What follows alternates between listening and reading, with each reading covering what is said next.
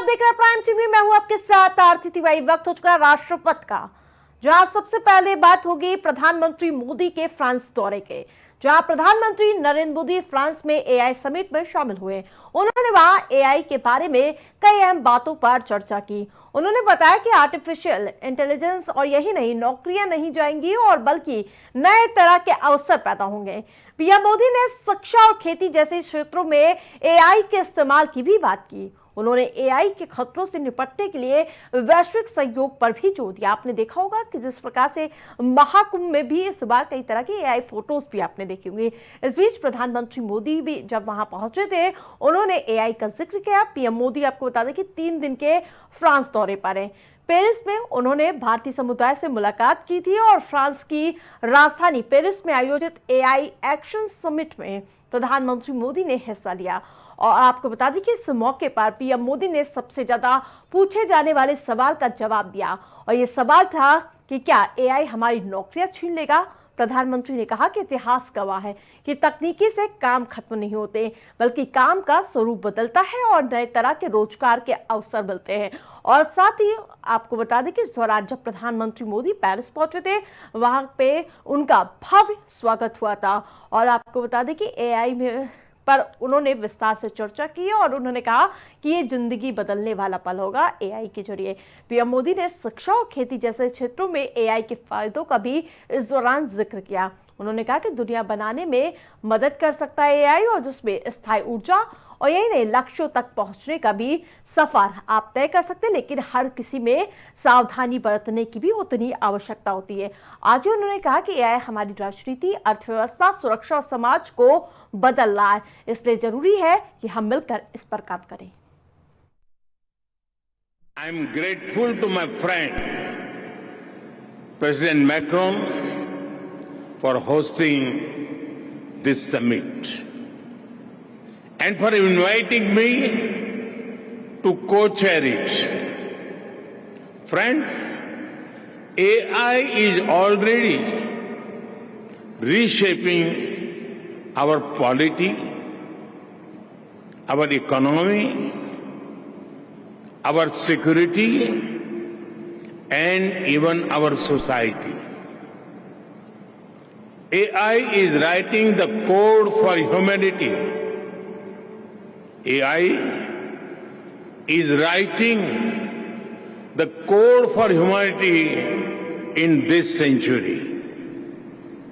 But it is very different from other technology milestones in human history.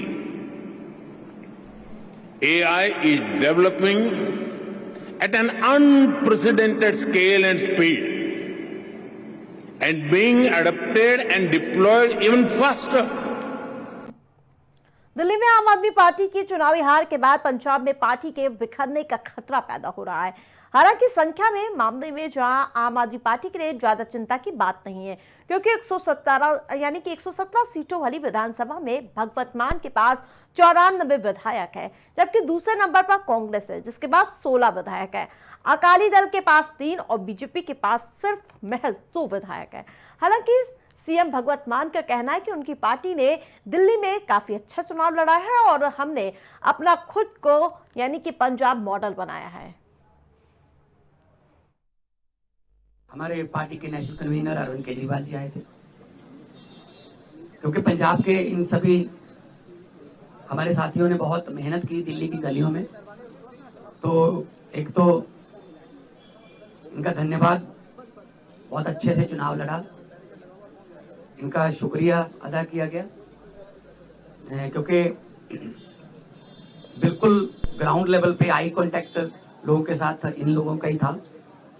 तो सबको, चाहे वो पर्दे के पीछे रहा चाहे पर्दे पे रहा, सबका धन्यवाद नेशनल कन्वीनर अरविंद केजरीवाल जी की तरफ से, मनीष सिसोदिया जी की तरफ से किया गया। और क्योंकि पंजाब में हमारी सरकार जो है वो लोगों के हित में बहुत काम। पंजाब की भगवत मान सरकार पर दिल्ली से निर्देश लेने के आरोप लगते रहे हैं और माना जाता है कि आप के टॉप लीडर्स ही पंजाब के फैसले लेते हैं।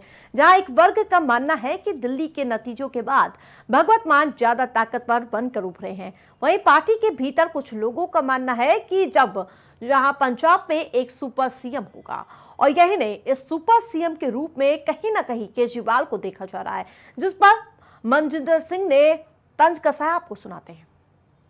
कुछ ख्वाब थे जो आंखों में टूट गए, कुछ अरमान थे जो होठों पे रूठ गए। अरविंद केजरीवाल जी के साथ भी यही हो रहा है। आज वो कपूरथला हाउस में उन्होंने बैठक बुलाई है पंजाब के एमएलओ की। हारे दिल्ली में है बैठक पंजाब के एमएलओ की। क्यों? क्योंकि सपना देख रहे हैं अरविंद केजरीवाल जी पंजाब के मुख्यमंत्री बनने का। अरविंद केजरीवाल जी सत्ता के बिना रह नहीं सकते, जी नहीं सकते सत्ता के बिना। जैसे मछली जल के बिना नहीं रह सकती, उसी तरह अरविंद केजरीवाल जी सत्ता के बिना नहीं रह सकते। उनको लग्जरी में रहने की आदत पड़ गई है। उनको 10 लाख की कमोड पे टॉयलेट सीट पर बैठने की आदत पड़ गई है। उनको 25 लाख पे मखमल के कारपेट पे चलने की आदत पड़ गई है। उनको 80 लाख की जकूजी में बैठकर आराम करने की आदत पड़ गई है। इसलिए वो ख्वाब देख रहे हैं कि पंजाब के मुख्यमंत्री बन जाएंगे। और ऐसा इसलिए भी है क्योंकि भगवत मान के करीबी ग्रुप में केजरीवाल के कई वफादार बताए जाते हैं। इनमें ताजा नाम विभव कुमार का है, जो दिल्ली के पूर्व सीएम के सहयोगी हैं, और उन्हें हाल ही में पंजाब पुलिस ने जेड प्लस सिक्योरिटी दी। लेकिन इस फैसले की विपक्ष ने काफी आलोचना की थी। इसके अलावा पंजाब सरकार के किए गए वादे जो अभी तक पूरे नहीं हुए हैं, वो उनके लिए कहीं ना कहीं चुनौती है। वो क्या चुनौतियां हैं वो हम आपको बताते हैं। राष्ट्रीय राजमार्ग का मुद्दा, अर्थव्यवस्था की हालात खस्ता होना, और यही नहीं, खनन से 20,000 करोड़ रुपए का लक्ष्य पूरे करने में वो विफल साबित हुए। अवैध खनन रोकने में फेल हुए। ये ऐसी चुनौतियां हैं जो कहीं ना कहीं पंजाब सरकार के लिए रोड़ा होगा। चुनावी वादे पूरा करने में असमर्थ रहे।